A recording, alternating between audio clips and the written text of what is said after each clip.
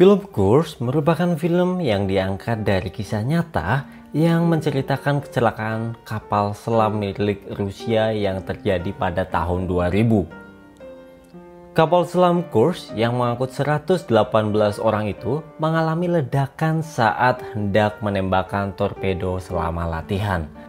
Ledakan tersebut menyebabkan kebocoran dan menyebabkan kapal selam tersebut tenggelam ke dasar laut.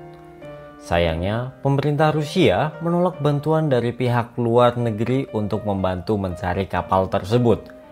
Akibatnya, 23 kru kapal yang sempat bertahan hidup harus meregang nyawa lantaran kekurangan oksigen karena tidak segera diselamatkan.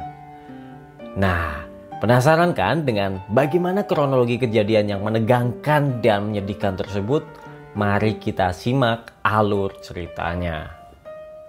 Di awal film diperlihatkan seorang anak yang sedang berlatih menahan napas dengan ayahnya. Anak itu bernama Misha. Misha merupakan anak dari seorang letnan angkatan laut yang bernama Mikhail Everin dan istrinya bernama Tania Everin yang saat itu sedang hamil anak kedua mereka. Keluarga mereka pun terlihat sangat bahagia. Keesokan harinya terlihat Mikhail dan juga teman-temannya berusaha untuk mengumpulkan dana untuk membeli keperluan pernikahan Pavel, teman mereka. Di sini kelihatan ya bahwa persahabatan di antara angkatan laut itu sangatlah erat dan kuat. Setelah dana terkumpul, mereka pun pergi ke koperasi untuk membeli barang-barang apa yang dia butuhkan. Tapi karena dananya masih kurang, mereka pun serentak dan kompak untuk menjual jam tangan mereka untuk pernikahan Pavel.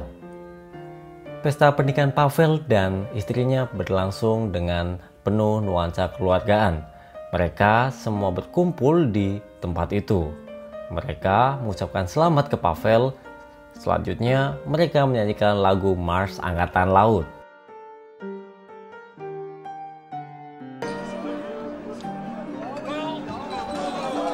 Keesokan harinya mereka pun bersiap dengan sebuah misi dengan menggunakan sebuah kapal selam angkatan laut milik Rusia yaitu Kursk. Di sini mereka ditugaskan untuk mengikuti latihan militer bersama 30 kapal perang Rusia lainnya, di mana Mikhail ditugaskan sebagai kepala unit turbin Kursk. Kapal selam yang memiliki panjang 152 meter dan memiliki berat seberat 4.000 ton ini siap berlayar. Anak-anak pun melepas kepergian kapal selam Kursk ini dengan lambaian tangan. Namun, Misha hanya melihat dengan tatapan yang sangat tajam. Latihan kali ini akan dipimpin oleh Laksamana Grudzinski, di mana ia bersama 30 kapal perang Rusia lainnya telah menunggu kedatangan Kursk. Sementara itu, di angkatan laut Inggris yang dipimpin oleh David Russell, mereka juga ternyata ikut mengawasi latihan militer yang diadakan oleh Rusia. Di sini, ternyata Kapten Russell mengenal baik Laksamana Grudzinski. Tapi karena hubungan kedua negara ini yang sedang dingin, mereka pun jarang berkomunikasi. Sementara itu, Shin berganti ke dalam kapal Kursk, di mana Pavel menemukan bahwa suhu inti dari torpedo itu semakin meningkat dan ini pasti menjadi masalah yang besar. Sehingga ketika briefing, Pavel menyampaikan hal tersebut namun masih dianggap enteng oleh sang kapten. Sebelum menjalankan tugas, Mikhail pun memandang foto anak dan istrinya seakan tidak akan pernah bertemu lagi dengan mereka. Detik-detik peluncuran torpedo pun akan dimulai. Tapi di sini Pavel mendapati masalah bahwa inti suhu torpedo itu semakin meningkat. Dia pun pastinya sangat khawatir sehingga dia langsung menghubungi kapten dan meminta izin untuk meluncurkan torpedo lebih awal karena suhunya semakin meninggi. Namun karena masih di batas ambang instruksi, maka kapten menyuruh mengikuti prosedur saja. Namun apa yang terjadi selanjutnya? Tiba-tiba torpedo meledak dengan sangat dahsyat dan membuat Kursk karam. Orang-orang yang masih hidup saat itu langsung menutup pintu agar kedap air. Mereka pun mencoba untuk menghubungi ruang komando, tapi tidak ada jawaban. Mereka pun berasumsi kalau orang-orang di ruang komando semua sudah tewas. Sementara api di ruang turbin pun semakin membesar, dan itu membuat suhu dari torpedo pun semakin meninggi. Tiba-tiba terjadi ledakan kedua yang sangat amat dahsyat dan langsung menghancurkan Kursk. Air pun langsung masuk dari mana saja. Mereka pun langsung berusaha melarikan diri ke ruangan 9 yang masih aman. Mikhail pun sempat menghubungi Anton yang ada di ruangan reaktor. Tapi Anton sudah pasrah dan hanya bilang untuk menyampaikan istrinya bahwa dia sangat sayang istrinya. Mereka pun langsung masuk ke ruangan 9 dan langsung menutup pintu agar air tidak masuk ke ruangan itu. Di ruangan itu juga berkumpul orang-orang yang masih selamat. Mereka pun berhasil selamat dari peristiwa naas itu karena mereka saat itu sedang berada di buritan kapal. Mikhail pun memerintahkan mereka untuk menyisir ruangan dan mengambil dokumen-dokumen penting.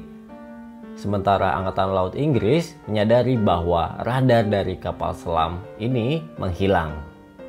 Lalu dia segera minta anggotanya untuk langsung menghubungi armada utara Rusia guna melaporkan hal ini.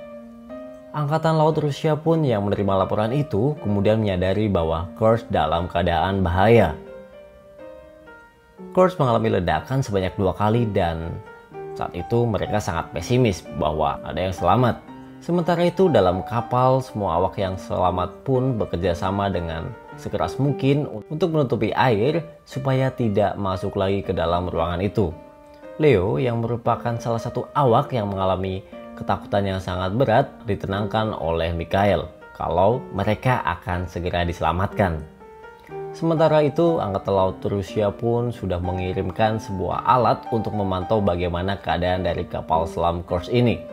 Lagi-lagi dengan apa yang ia lihat, mereka pun sangat amat pesimis bahwa ada orang yang selamat atas kejadian itu. Kabar duka ini pun langsung didengar oleh para istri mereka. Dan mereka pun amat sangat cemas akan hal itu. Tania pun langsung datang ke kantor pusat Angkatan Laut. Tapi sayangnya peristiwa itu seolah ditutup-tutupi. Mereka pun akhirnya mencoba untuk sabar dan percaya bahwa pemerintah akan mulai mengambil tindakan atas peristiwa itu. Mereka pun berusaha untuk saling menguatkan. Sementara itu keadaan Mikhail dan teman-temannya semakin memburuk karena pasukan oksigen semakin menipis. Catherine yang mereka butuhkan pun tidak ada di sana dan ada terowongan di mana Catherine yang tersisa, tapi pastinya ruangan itu sudah dipenuhi oleh air. Ditambah lagi lampu mereka yang tiba-tiba mati, tapi untungnya mereka masih mempunyai baterai cadangan saat itu.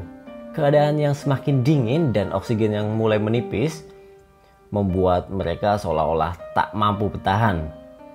Mereka pun sempat lupa untuk memukul dinding kapal.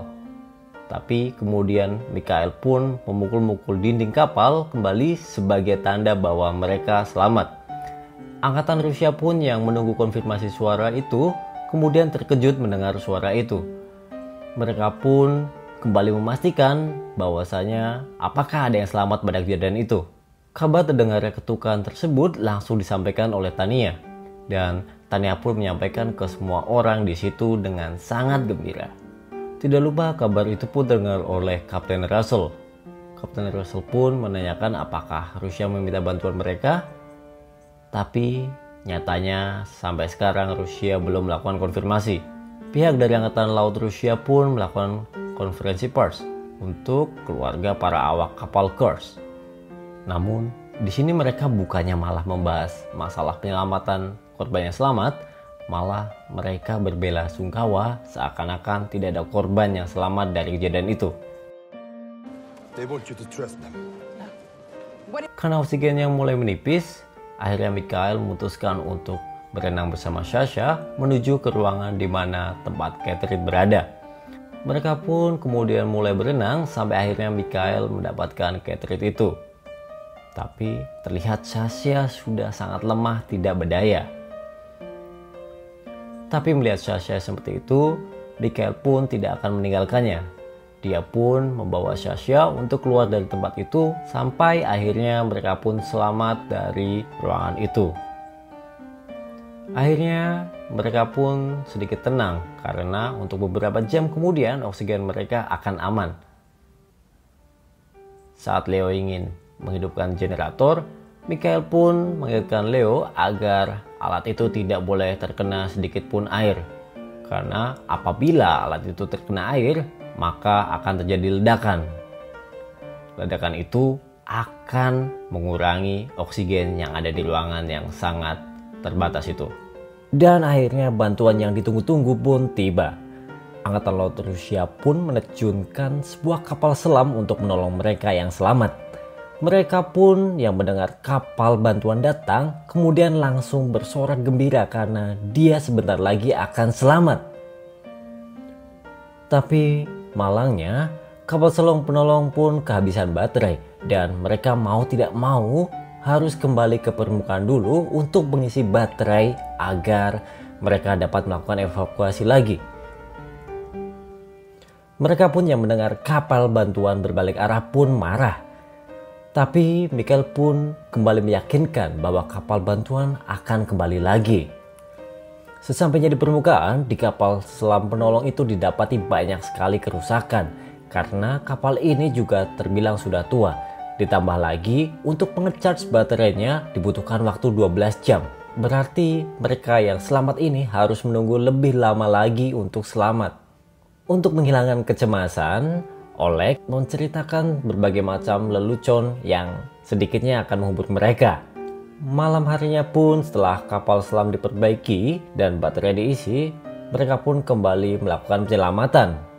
Mereka yang mendengar kapal datang pun kembali memberi harapan yang sangat besar agar segera dapat dikeluarkan dari sini.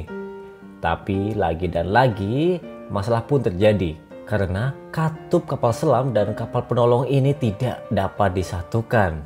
Ditambah lagi dengan baterai mereka yang lagi-lagi sudah hampir habis.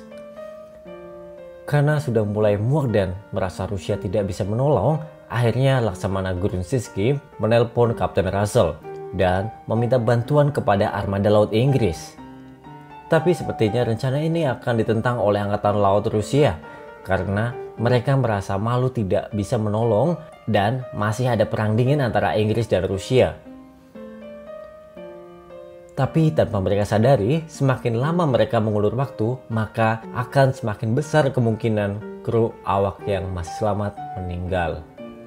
Nah, parahnya adalah baterai pompa air sudah mulai mati dan bisa sewaktu-waktu akan merendam seluruh isi kapal selam itu. Salah satu kru awak dari Kursk yang sudah tidak tahan mencoba untuk keluar. Namun teman-temannya dan Mikhail menahannya. Bahkan dia sempat dibuat pingsan oleh Mikhail karena tanpa ia sadari bahwa itu sangat-sangat berbahaya. Selanjutnya di pertemuan selanjutnya antara armada laut Rusia dan para istri korban, pemerintah lagi-lagi tidak menyinggung masalah penyelamatan.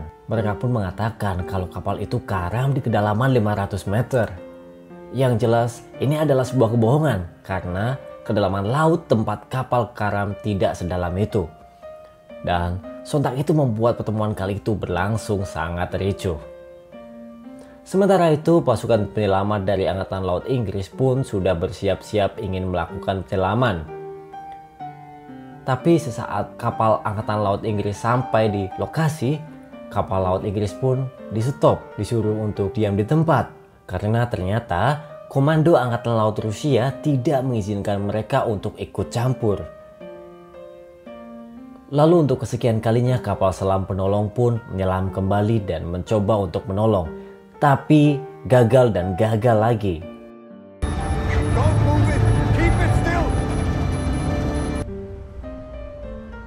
Saat para awak yang selamat sedang berbagi-bagi makanan, Leo dengan tidak sengaja menjatuhkan alat generator ke dalam air dan tiba-tiba terjadi ledakan yang sangat dahsyat.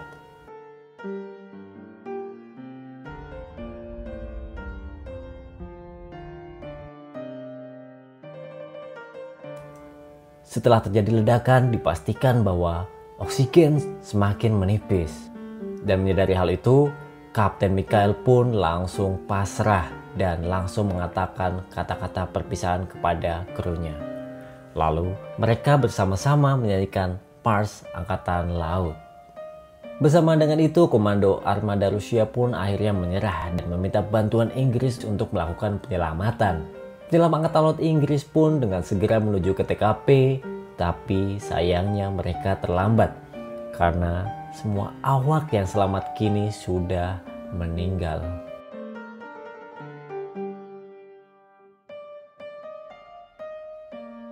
Hal itu pun segera disampaikan kepada Laksamana Grudzinski.